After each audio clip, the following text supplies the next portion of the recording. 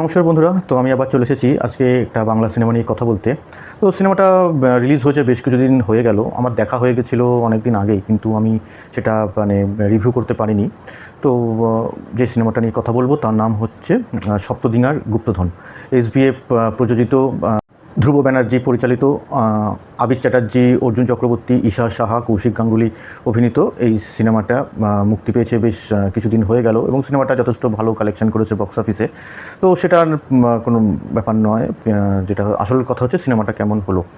তো দেখুন, আমার কাছে এই সিনেমাটা একটা ওকে ওকে সিনেমা। এই সোনাদা ফ্র্যাঞ্চাইজির এটা 4 নম্বর সিনেমা। ফার্স্ট হচ্ছে গুপ্তধনের সন্ধানে, সেকেন্ড দুর্গেশগড়ের গুপ্তধন, থার্ড হচ্ছে কর্ণসুবর্ণের গুপ্তধন, ফোর্থ হচ্ছে স্বপ্নদ্বীনার গুপ্তধন। তো আমাকে যদি বলা হয়, তো আমি বলবো যে দুর্গেশগড়ের গুপ্তধন সিনেমাটা সবথেকে বেশি ভালো লেগেছিল আমার এই 4টে সিনেমার মধ্যে, এই সোনাদা ফ্র্যাঞ্চাইজির মধ্যে। এই সিনেমাতে কিছু ভালো দিক অবশ্যই আছে, ঠিক আছে। যেমন ধরুন, এখানে আবির চট্টোপাধ্যায়ের পারফরমেন্স, উনি অ্যাজ ইউজুয়াল সোনাদার চরিত্রতে ভালো অভিনয় করেছেন। আবির এবং ঝিনুকের চরিত্রতে অর্জুন এবং ঈশা, তারা যেরকম বাকি আগের 3টে সিনেমাতে অভিনয় করেছে, এখানেও সে সেম ধরনেরই অভিনয় করে গেছে। তো নতুনত্ব কিছু আমি তাদের মধ্যে দেখতে পেলাম না। আরেকজনের কথা না বললেই নয়, যেখানে ওনাকে আবার তার লাস্ট সিনেমা থেকে রিটার্ন করানো হয়েছে, তিনি হচ্ছেন রজতাভ দত্ত। এখানে তিনি দশানন দা যে ক্যারেক্টারটা আগের সিনেমা কর্ণসুবর্ণের গুপ্তধনেও প্লে করেছিলেন, এখানেও ওনাকে সেই রোলেই দেখা যায়, এবং উনি কিন্তু দুর্দান্ত একটা পারফরমেন্স দিয়েছে। উনি জাস্ট ফাটিয়ে দিয়েছেন, ঠিক আছে।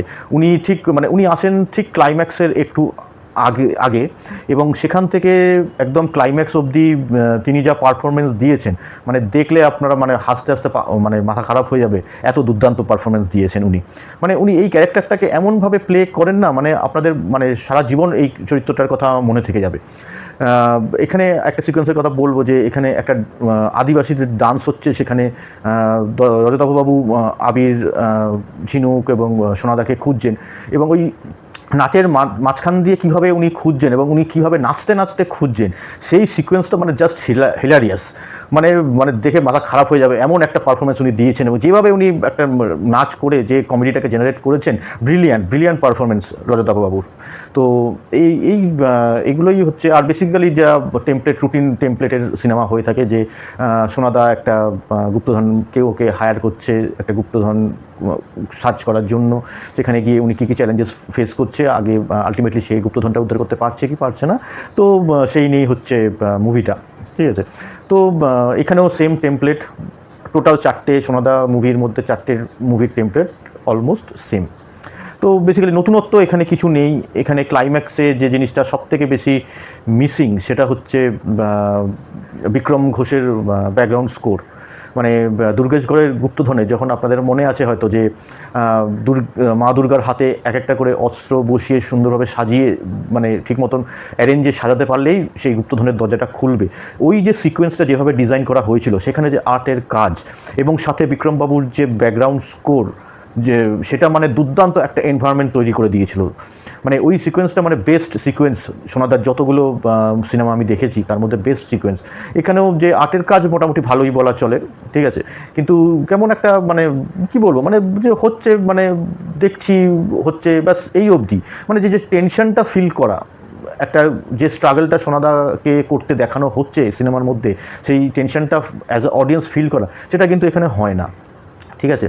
তো এখানে আরেকজনের কথা বলতেই হবে, এটা আমার নেগেটিভ পয়েন্ট। এখানে একটা ক্যারেক্টারকে নিয়ে একটা টুইস্ট রাখা হয়েছে, এবং সেম ধরনের টুইস্ট কিন্তু সোনাদার আগের ফ্র্যাঞ্চাইজির একটা সিনেমাতেও ইউজ করা হয়েছিল, এবং যখন এই ঘটনাটা ঘটে, তখন অডিয়েন্স ইজিলি বোঝা যায় যে এই ঘটনার মেন টুইস্টটা কোথায়।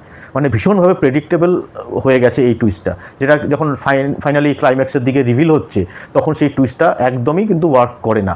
এবার টুইস্ট ওয়ার্ক করছে না, প্লাস টেনশন ফিল করছি না।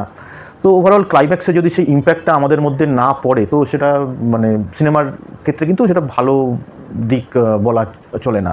তো সেম জিনিসটাই হয়েছে আমার সাথে। এমনি দেখছি ভালো মানে দেখতে ভালো লাগছে, খরচা করা হয়েছে, সেট ডিজাইন এগুলো ভালো করা হয়েছে, কিন্তু যে মেন যে এসেন্সটা সিনেমার একটা মানে অ্যাডভেঞ্চার মুভির যে এসেন্সটা সেই সিনেমার সেটা কিন্তু এখানে আমি পাইনি। তো ওভারঅল আমি বলবো সিনেমাটা ওকে ওয়াচ। তো আপনারা যারা দেখেছেন তারা জানাবেন তাদের কেমন লেগেছে। আপনারা যারা দেখেননি তারা দেখতেই পারেন, হয়তো কিছুদিনের মধ্যেই ওটিটি প্ল্যাটফর্মে চলে আসবে। তো আপনারা তো জানাবেন আপনাদের ফিডব্যাক যে সিনেমাটা আপনাদের কেমন লেগেছে।